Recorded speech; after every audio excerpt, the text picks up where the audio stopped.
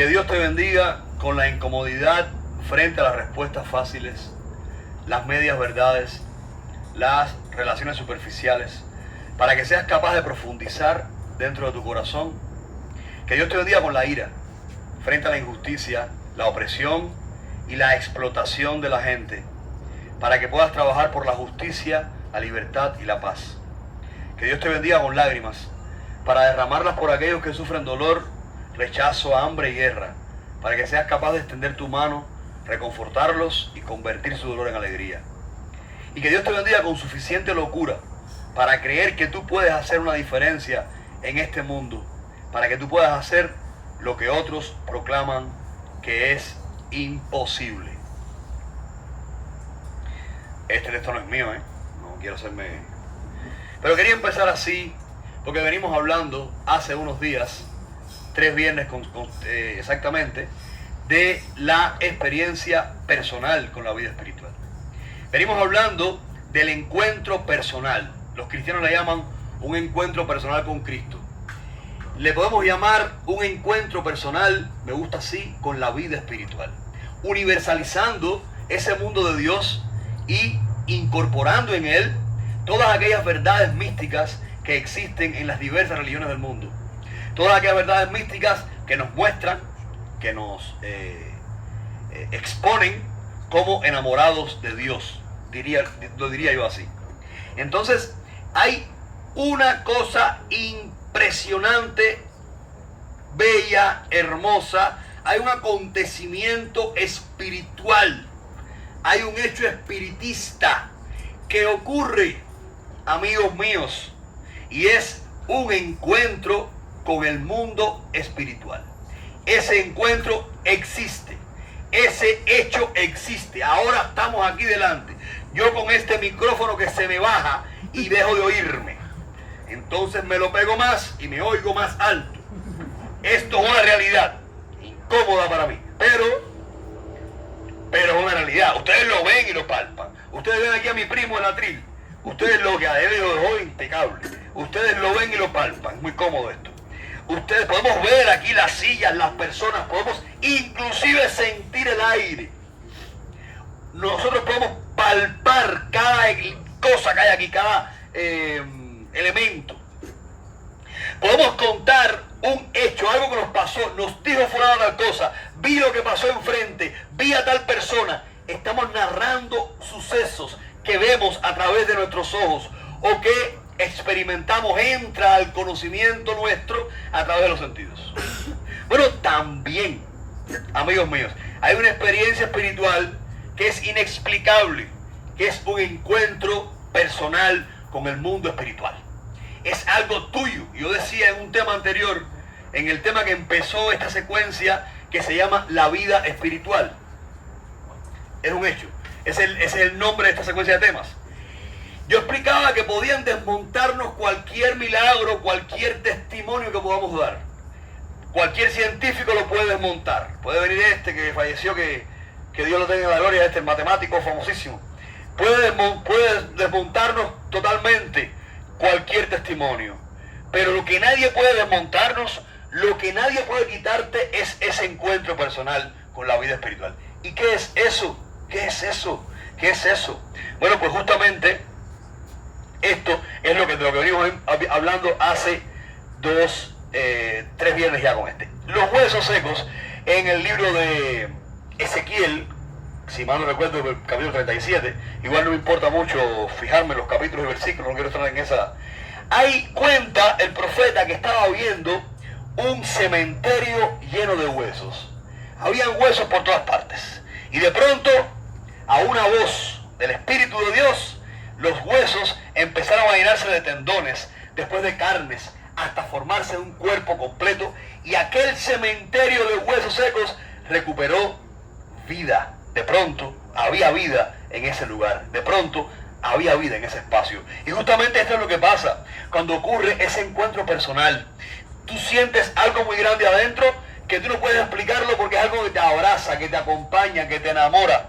Que tú con mirar la sopera, con mirar la bóveda, con mirar la imagen de Jesucristo, la imagen de la Virgen de Regla, cuando yo canto a la Virgen, yo lo que tengo delante, quiero que sea la calidad del cobre, pero tengo la Virgen de Regla delante y tengo el rostro de mi abuela.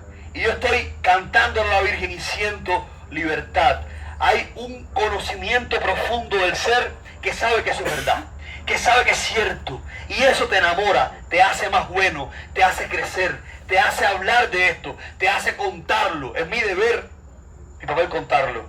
Porque esto es lo que nos va a salvar, porque esto es lo que nos hace bueno, esa experiencia espiritual, ese contacto con Dios, porque esto es lo que definitivamente le da sentido a nuestra fe. Hace unos días leí un texto de una persona que practica nuestra fe y esta persona hablaba de lo mal que se sentía por la pérdida de dos familiares suyos y de pronto entendía o dejaba entrever en este texto que la vida para él no tenía ningún sentido después de la partida de estas personas.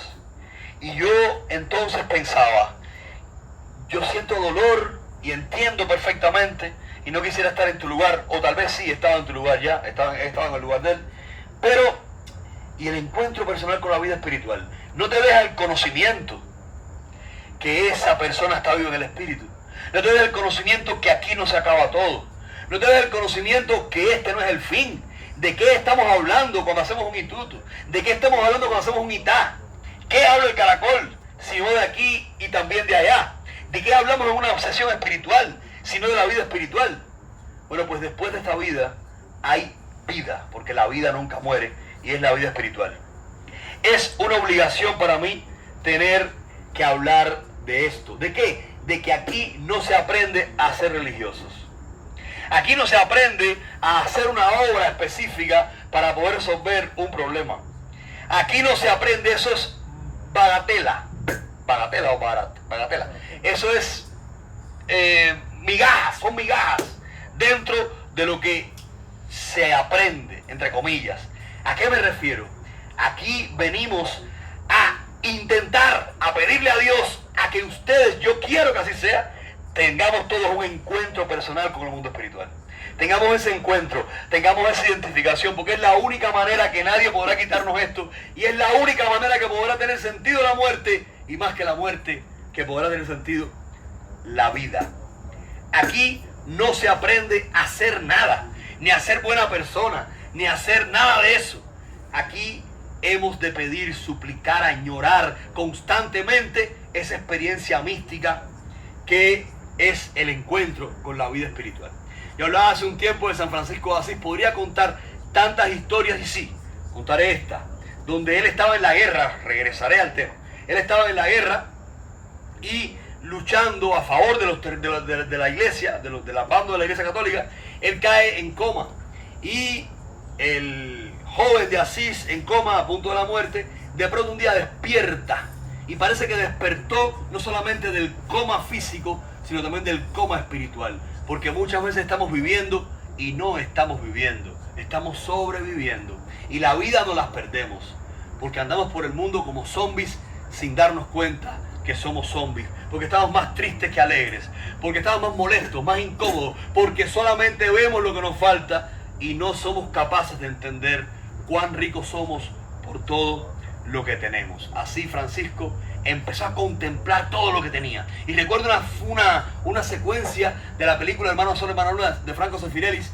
y que él sale por la ventana, estaba en el segundo piso de una casa, sale por la ventana y se sube al tejado y camina por el tejado de esa casa a buscar una paloma que estaba posada. Y empezó a hablar con la paloma. Y entonces levanta el rostro y se da cuenta el campo hermoso que tenía delante. Y se da cuenta, despierta a una realidad maravillosa. Ve los árboles, ve las plantas, siente el aire, ve los animales y empieza a darse cuenta cuán rico era, cuán rico Dios nos ha hecho, porque todo lo que existe y todo lo que acontece en la existencia nos alegra la vida. Y eso es la verdad. Y eso es empezar a entender dónde está ese mundo espiritual, o ese mundo de Dios, o ese reino de Dios del que tanto hablaba Jesucristo.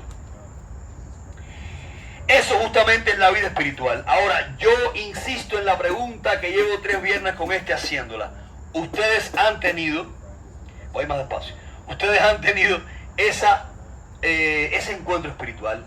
¿Quién de ustedes ha sentido algo demasiado grande con el mundo de Dios? Bueno, pero demasiado grande, no te entiendo. Bueno, voy a intentar explicarlo porque es inexplicable. Vamos a ver, ¿alguien se ha enamorado del mundo de Dios? ¿Sabe lo que es sentir el amor? Ver a alguien que te enamora perdidamente, que quieres estar con esa persona, que no soportas no estar ahí, que cuando ves a esa persona te alegras la vida y te ríes nada más, y te ríes y te ríes y te ríes, y es algo que te desorbita el alma. Bueno, imagínate esa misma experiencia, un poquitico más grande, con el mundo de Dios. ¿Alguno de ustedes ha tenido esta experiencia? Bueno, pues si no la han tenido, yo les pido que la pidan hoy en oración, porque hoy tengo la certeza en mi corazón que van a haber milagros espiritistas en esta sesión. Estar enamorado, por ende, se iguala a esto. Una vez vivido ese encuentro, ya evidentemente empieza un camino diferente. Miren, en la regla de Ocha, en nuestra religión afrocubana, en esta religión maravillosa, heredada por aquellos africanos que llegaron de África esclavizados y renunciaron, eso lo digo más, lo repito más adelante, pero como lo escribí, lo tengo en la mente, renunciaron a romper vidrieras, renunciaron a quemar gomas en la calle, renunciaron a atacar los negocios de nadie. ¿Saben lo que hicieron esos negros africanos que vinieron de África? Esclavizados, hacinados en la bodega de un barco, traicionados por otros africanos y también confabulados con barcos portugueses, españoles, ingleses y demás. ¿Saben que la esclavitud no fue exclusivamente culpa de los blancos? ¿Saben que culpa de la esclavitud es la raza humana, no los blancos? La raza humana completa, porque en África unas etnias, unas tribus apresaban a otras y lo entregaban en la costa a los barcos de los colonizadores, de los blancos, traficantes de esclavos, de seres humanos, porque los blancos no entraban al continente porque tenían miedo, se quedaban en la costa. Entonces eran los mismos otros africanos que traicionaban a los otros. En fin, estamos hablando de que no es culpa de nadie, es culpa de la raza humana. Bueno, sí, de la raza humana. Y no se puede jugar el pasado con los ojos del presente. Esto no es lo que voy a contar, pero voy a contar algo más fuerte, algo más grande. Es un llamado a la comunidad afroamericana. Es un llamado a nuestras almas a entender qué hicieron nuestros ancestros. ¿Qué hicieron mis ancestros? Bueno, pues ellos no fueron en contra de sus colonizadores. Ellos los cultivaron. Ellos conquistaron su cultura. Ellos nos enseñaron, nos heredaron una hermosa cultura. Una hermosísima cultura. Los colonizadores los colonizaron físicamente y ellos los colonizaron culturalmente. Y nos transmitieron una fe que nos ha salvado la vida, porque si yo vuelvo a nacer, yo quiero que me hagan santo, que me hagan cariocha. Y si vuelvo a nacer 100 veces, 1.000.000 de veces, como diría Chacho, quisiera que me lo volvieran a hacer. Les va en mi cabeza, Ochun, mi madre, con mis mismos padrinos, y exactamente la vida que he tenido con ustedes, estoy seguro que será entonces en la corte inglesa. Bueno, esto no intento de chiste inglés. Bueno, lo que quiero decir concretamente que estos maravillosos africanos nos heredaron una fe estupenda. Ellos no fueron a destruir a nosotros, sino que ellos los abrazaron y los enseñaron a quererse, adoptando inclusive sus costumbres cristianas. En esta fe nuestra hay una ceremonia, lo he repetido muchas veces, que es secreta, que no puedo revelar, en Ibonú de Ocha, y cuya ceremonia explica el fenómeno de la metanoia. Así se le llama al momento en que el ser humano le vuelve el rostro a Dios. De Dios venimos, pero vivimos de espaldas a Dios, y hay un día, un choque, ese encuentro personal en que le volvemos el rostro a Dios. Pero ¿qué ocurre? Y aquí viene el tema de hoy. ¿Qué ocurre? ¿Qué ocurre cuando nosotros nos miramos de frente a Dios y ocurre este misterio? Algo pasa en nosotros. ¿Qué pasa cuando te enamoras? Algo pasa en nosotros. Una vez vivido ese encuentro, una vez experimentado el encuentro, una vez que chocamos con esa verdad, que es el conocimiento existencial de la vida espiritual, es el conocimiento existencial.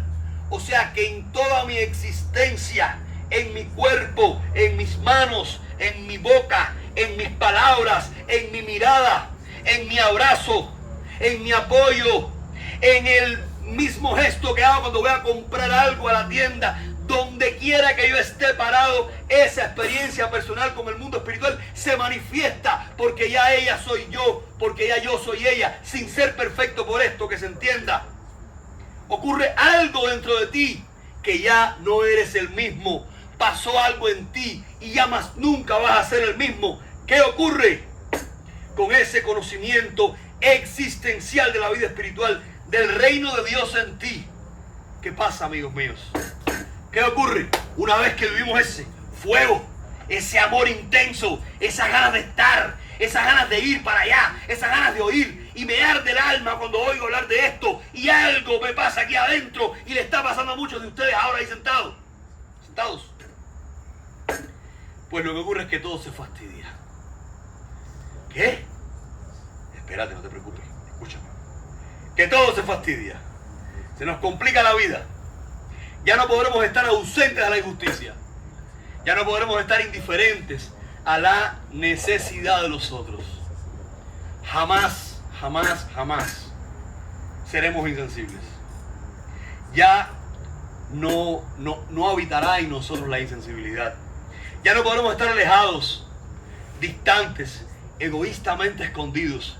Ya no podremos esconder una tina de helado de nadie. Queremos compartirla con todo el mundo. Ya no podremos robar. Ya no podremos sobornar, utilizar, manipular. Ya no podremos mentir. Ya no podremos traicionar. Y si alguna de estas cosas, por nuestra propia humanidad, pues nos quedará el sentido de la culpa. Si alguna de estas cosas las hacemos porque somos mortales y humanos, pues nos quedará el sentido de la culpa y aparecerá la necesidad del arrepentimiento, porque habremos recuperado la conciencia recta, las ganas de hacerlo bien, las ganas de ser mejores. Estaba Leví Mateo. ¿Quién era Leví Mateo? Leví Mateo era uno de los apóstoles y era un cobrador de impuestos. Él cobraba impuestos para el Imperio Romano, a pesar de que era judío, era hebreo. Y comer en tu casa era, bueno, también hoy puede ser eso, era un privilegio que se le otorgaba a la persona. Y llega Jesús y le dice: Leví Mateo, esta noche cenaré en tu casa. Imagínate, Jesucristo en pleno furor de su vida pública. Era el personaje del momento. Jesús curaba personas. Jesús le daba a comer a 3,000 personas. Multiplicó los panes y los peces. Una mujer le agarró de su capa y dejó de sangrar. De pronto, el maestro de ese tiempo, el que podía tal vez quizás ser el Mesías, ser el profeta, le dice a un cobrador de impuestos: esta noche cenaré en tu casa. Y los demás apóstoles, los demás judíos se ponen raros, no entienden, no creen. ¿Cómo es posible que él vaya a comer con ese hombre? Pero es que después que Leví Mateo tuvo un encuentro personal con Dios, más nunca él pudo cobrar impuestos para Roma, más nunca él pudo robar, más nunca él pudo ser cómplice de la extorsión, del robo, más nunca pudo traicionar, más nunca pudo hacerlo, jamás pudo hacerlo. ¿Por qué? Porque esto te mejora. Que podemos estar aquí, como Judas Iscariote, que podemos estar aquí y no tener un encuentro personal. Por supuesto que sí. Que estemos aquí no implica que lo tengamos. Que estemos aquí no implica que lo tengamos, pero que estemos aquí sí nos ayuda, si ustedes lo piden de corazón, a que esto ocurra, para que esto nos cambie la vida. Y siguen pasando cosas. El encuentro personal con la vida espiritual implica una inquietud constante. Ya jamás seremos los mismos. Pareceremos locos. A veces otros no nos creerán. O sea, implica una inquietud constante. Vas a estar inquieto constantemente. Vas a querer que el mundo cambie. Te vas a desesperar cuando el mundo no cambia. Te vas a ponerte hipersensible cuando alguien sufre. Y en ese sufrimiento de ese alguien vas a querer acabar con todos los sufrimientos de todo el mundo. Y le pueden llamar a esto complejo mesiánico, pero es lógico. El Mesías vive en ti. En ese instante Dios empieza a ocupar tu alma. La vida espiritual urgentemente quiere salvar este mundo. Y esa necesidad de salvación habita en tu corazón, viene a habitar en ti. Y tú más nunca te la vas a poder sacar. estarás entonces, tal vez quizás, en esta interpretación mía, un poco loco. Otros no te van a creer. Pero ¿cómo va a ser eso? ¿Pero cómo va a ser un santo de gratis? ¿Pero cómo lo van a hacer? Eso es mentira. Algún interés tiene. Porque lo gratis no existe. Porque nada gratis existe. Esas son frases de los códigos de este mundo. Pero es que las personas del mundo que no han tenido, por si acaso, que no han tenido este encuentro personal con Cristo, este encuentro personal con el mundo espiritual, este encuentro personal con el mundo de Dios, aquellos que no lo han tenido, evidentemente no pueden entender que hay códigos que trascienden el canon de este mundo. Hay códigos que trascienden el esquema de este mundo. Hay códigos que trascienden la mirada que tiene el mundo de este mundo. Entonces, no les cabe en la cabeza que existe un padrino que no le va a robar a ningún ahijado. No les cabe en la cabeza que tú puedes hacer la obra que sea. Estaba yo allá en el pueblo de Asís y estaba justo delante de la tumba de San Francisco de Asís. Y ahí estuvimos, nos arrodillamos y de pronto un ahijado mío que vive en Italia, que estaba conmigo ahí, ellos me fueron a esperar a la terminal de Asís. Dos ahijados míos, a quien yo les hice a él Ochun y a ella Batalá, son un matrimonio, y su niña, que Rosa le hizo Yemayá, yo fui el oriental de su niña, que ella es una mujer, una adolescente, muy linda, muy inteligente, de quienes estoy tremendamente orgulloso. Él habló con un monje, con un hermano franciscano, para que nos diera la bendición de San Francisco, la bendición franciscana. Y entonces ahí llegamos, alante de aquel monje, y él nos dio la bendición. Y había un silencio en era delante de la tumba de San Francisco, justamente están los restos mortales de él. Había un silencio hermoso, un silencio de Dios. Hay un silencio que yo le llamo el silencio de Dios, porque el silencio es importante para poder escucharse. Hay un silencio para poder escucharnos por dentro. Hay un silencio que es el silencio de la paz, que es el silencio de la compañía de Dios. Hay una compañía contigo y está el Espíritu de la verdad, están los buenos seres, están tus seres queridos que vinieron a acompañarte en ese instante. Y ahí estoy seguro yo, estaba San Francisco. Inclinamos nuestras cabezas después de llorar mucho, me quedé por atrás rezando y lloré descomunalmente lágrimas de sanación, porque la lágrima o el llanto es signo de sanación. No puedo revelarlo aquí, pero pasa mucho en los subidores de santo al principio. Entonces, en ese instante, incliné mi cabeza, inclinamos nuestras cabezas y el hermano nos dio la bendición. Y yo enseguida, presto a ayudar, claro, porque siempre me gusta, saqué la billetera para echar una limosna y aquel monje me dice, no. Y me estaba diciendo como subtexto, no manches este momento, no lo ensucies. Ahora estamos en el cielo, estamos en el mundo de Dios. Aquí no hay códigos mortales. Y aquello me llenó más aún de amor. Aquello me llenó más aún de paz. Me llenó mucho de paz, porque estaba sintiendo, experimentando que estábamos entonces andando por el mundo de Dios. En esta casa lo hacemos, pero aún no puedo adelantarme, aún no llego allá. Ya no seremos los mismos, pareceremos locos o a veces otros no nos creerán, pensarán que tenemos un personaje montado. Será realidad entonces aquellas palabras de Jesús. Esto no es un personaje montado. Y ya cuando uno llega a los 33 años como yo, y se pasa quizás para los que han pasado de esa edad, ya uno no quiere mentir, quiere ser como es. Y yo quiero ser todo lo mortal que soy. Yo no quiero fingir un personaje delante de nadie. Y podemos conocernos íntimamente. Soy yo mismo. Este que está parado aquí, exactamente el mismo.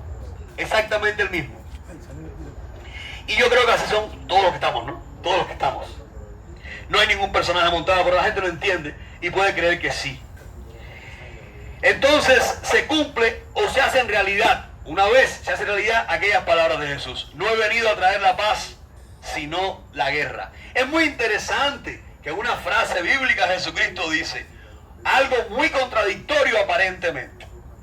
No he venido a traer la paz, he venido a traer la guerra. He venido a poner hija contra madre, hijo contra padre.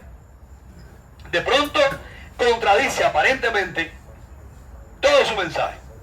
Pero no, lo que ocurre es esto, amigos míos. Cuando tú cambias, cuando tienes ese encuentro con Dios, cuando algo pasó en tu vida, que tú conociste a Changó y te llenó el alma y tú no sabes cómo explicar el amor que sientes tú por él, porque tú sientes que él lo siente por ti, multiplicado por 100 veces.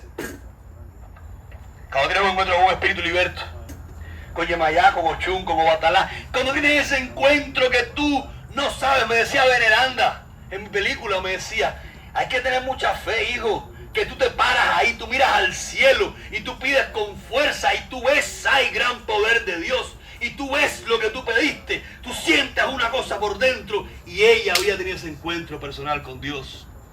Y muchos alaguas que entrevistaba yo en esta prefilmación documental, habían tenido ese encuentro personal con Dios, ese encuentro personal con la vida espiritual. Y qué alegría sentía yo entonces, que también esa realidad pertenecía a mi regla de Ocha, a mi culto Ifá, a mi tradición espírita.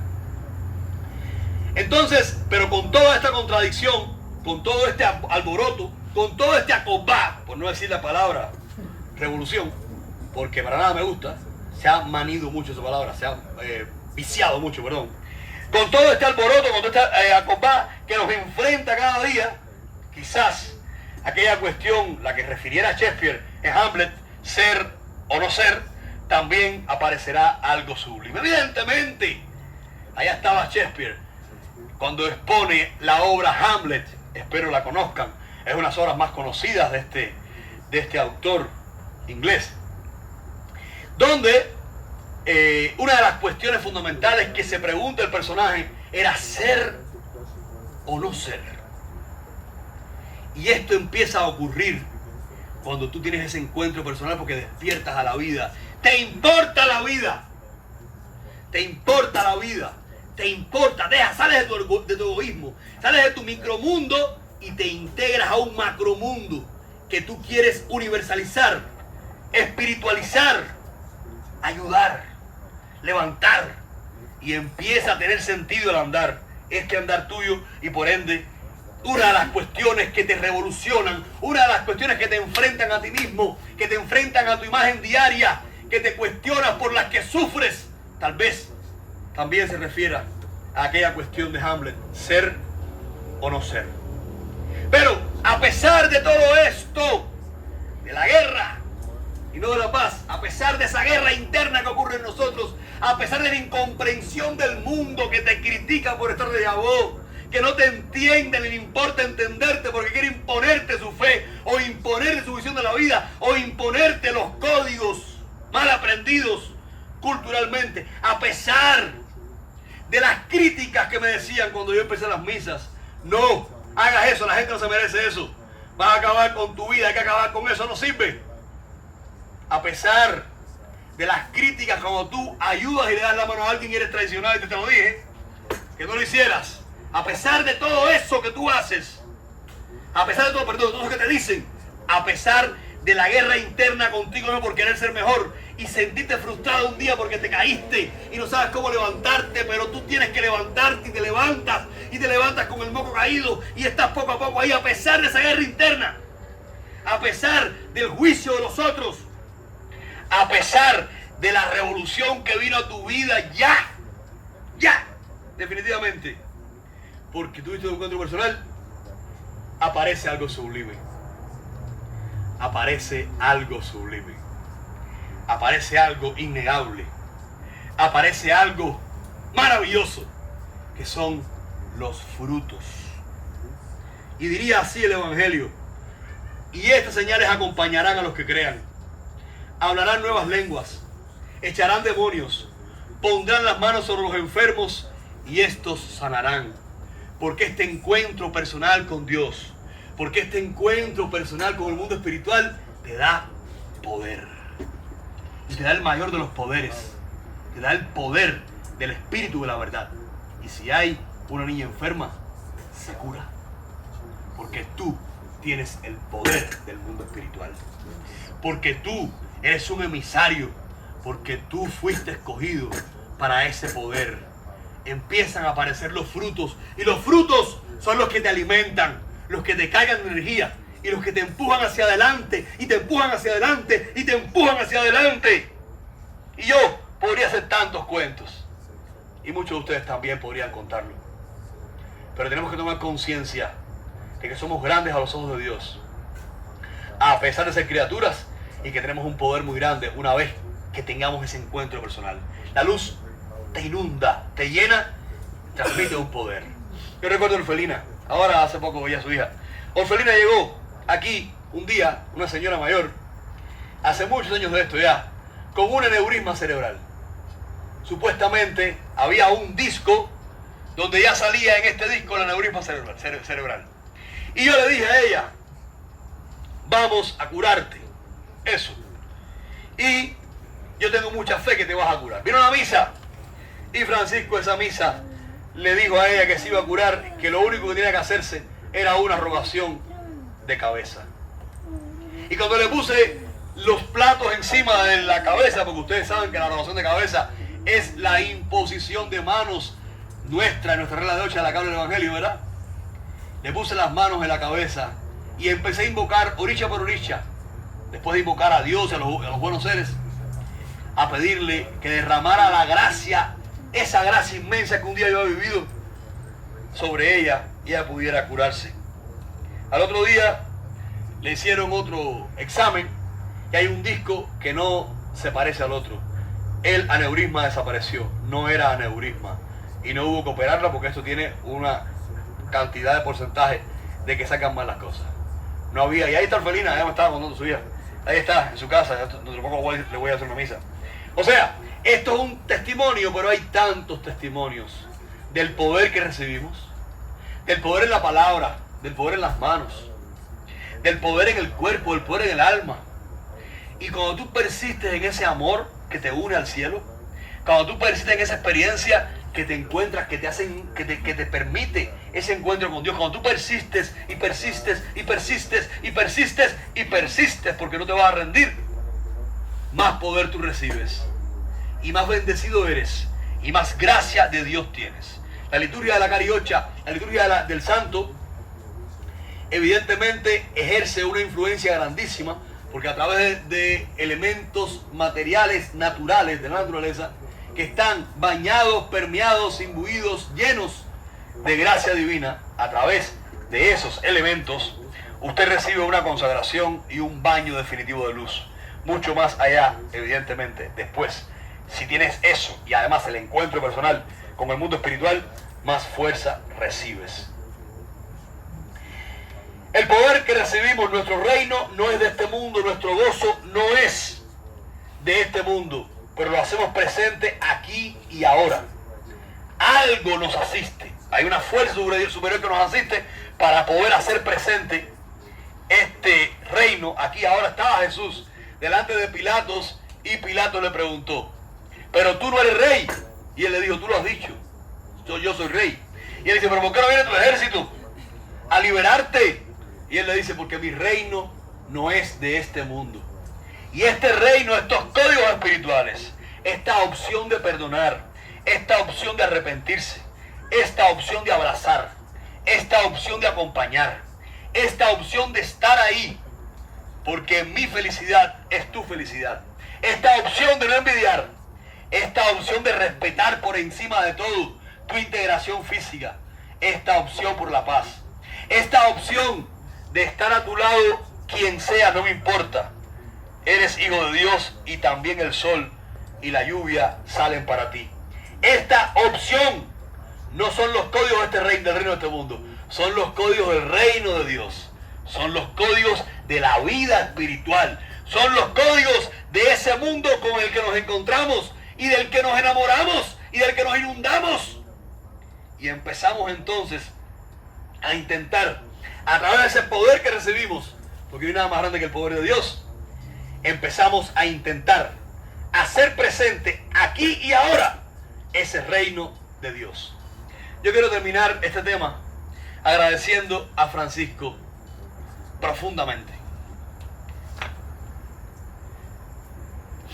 Agradeciendo a Julián, a Matomasa, a Cacha y a todos los buenos seres que guían esta casa,